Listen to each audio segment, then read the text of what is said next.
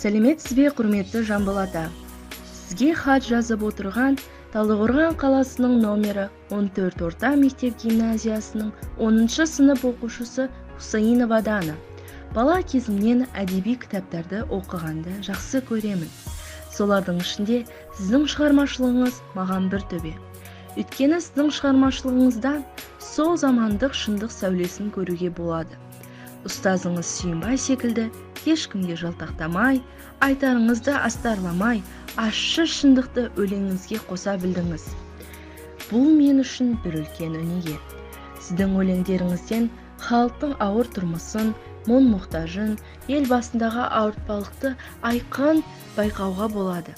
Сіздің халық әдебиеттік бұрынғы ақындар шығармаларын, ауызша тараған жыр дастандарды жатқа білгеніңіз мені талғандырды.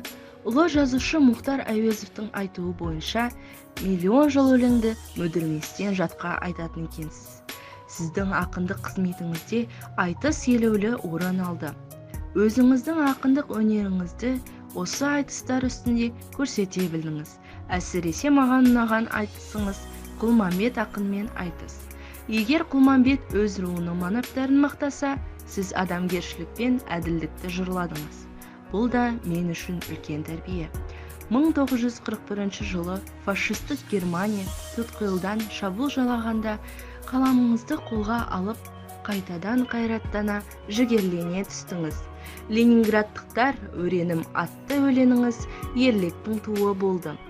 Жауынгерлердің қайратына қайрат, жігеріне жігер қосқан үлкен туынды болды. Осы өлеңіңізді оқыған сайын өзіме ерекше бір рух аламын. Керемет туынды ғой. Сіздің өмір жолыңыз, шығармашылығыңыз мәңгі халық жанында.